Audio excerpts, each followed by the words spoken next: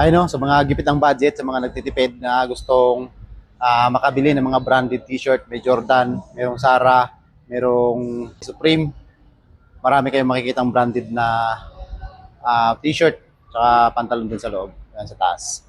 Pagkapasok pa lang natin sa building ay bubungan na kagad sa atin itong hagdanan paakyat sa second floor. At makikita nyo dyan yung isang pintong dilaw.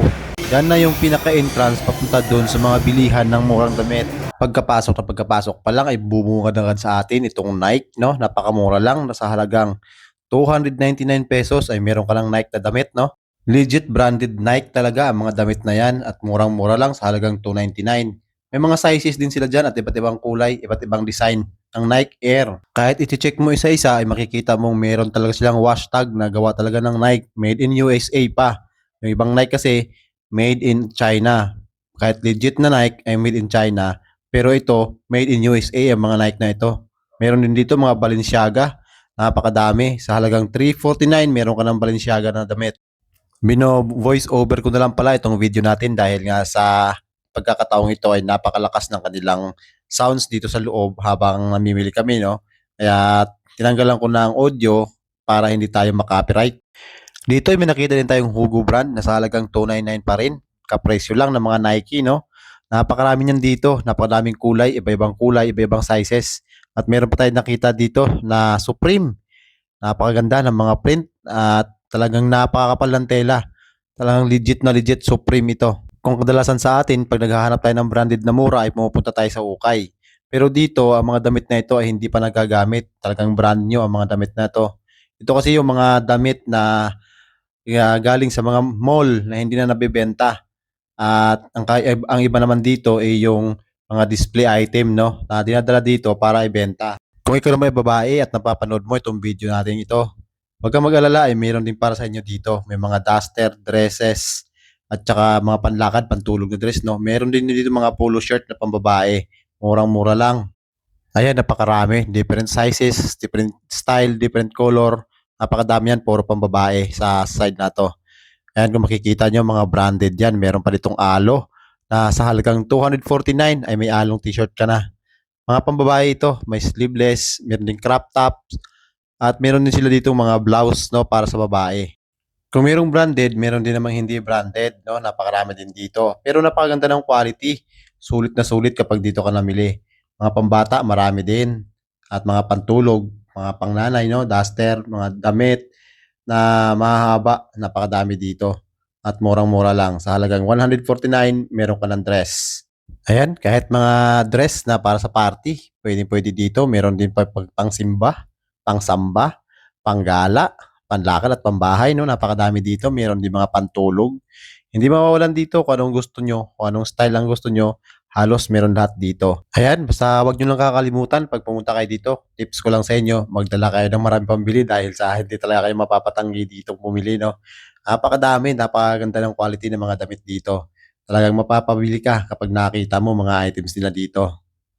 Ayan, tulad na itong mga dress na to, napakaganda. Ayan, no? At balik tayo sa branded. Kita mo naman, may Zara pa dito. Ayan, no? Halagang 499. May Zara ka ng pantalon. Napakadami niyan. Mga plain color, no? May puti, merong brown, merong green. Ayan, no? Napakadami. Nakahanger na yan. Puro Zara pantalon yan, pambabae. Meron din panlalaki. May mga blouse din, Adidas. Talagang branded na branded Adidas yan.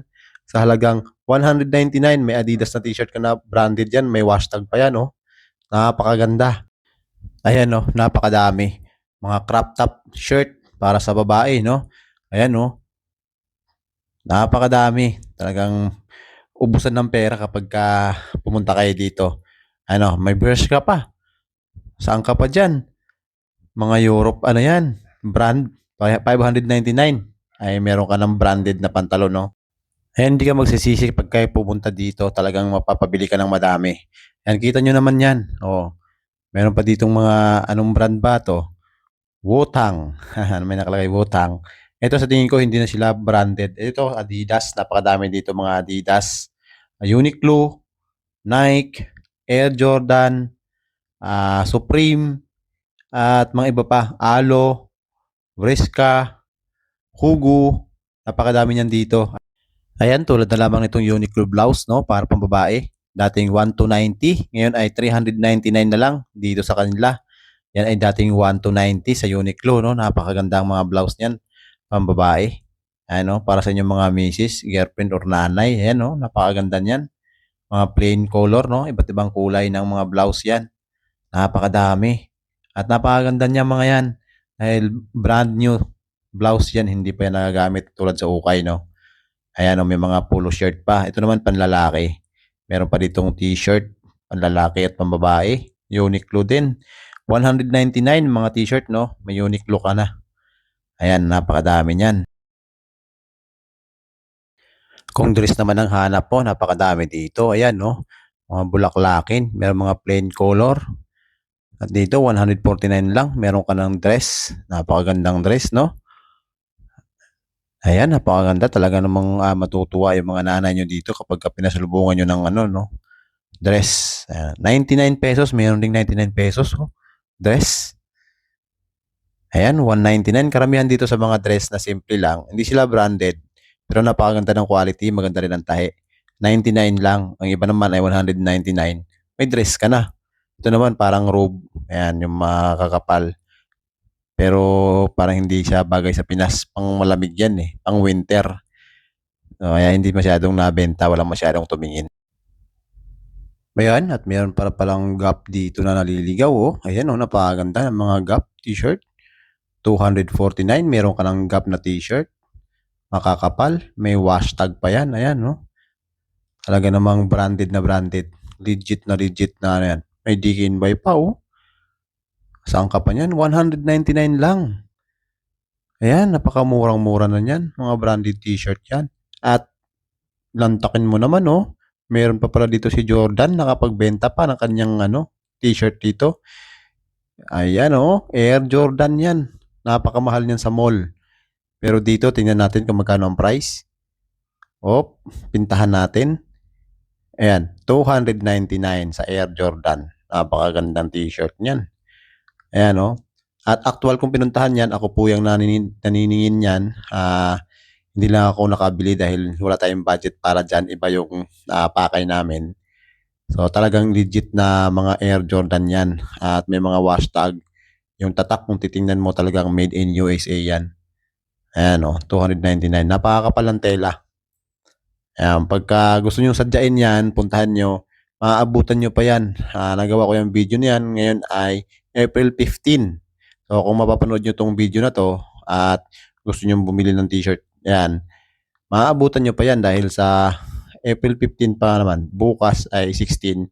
Hopefully, ma-upload ko na to bukas. No, April 16. Napakadami niyan. Hindi agad-agad pa uubos yan. Mga Nike. Ang katabi niyan ay Supreme. Meron din yung Nike Air. Ito Jordan kasi ito eh. Air Jordan yung mga yan, oh, magkatabi-tabi. May Zara pang katabi, oh, ayan. Ayan natin kung magkano ang Zara. Ano pa dyan sa price na yan. Ayan, 299 lang din sa Zara.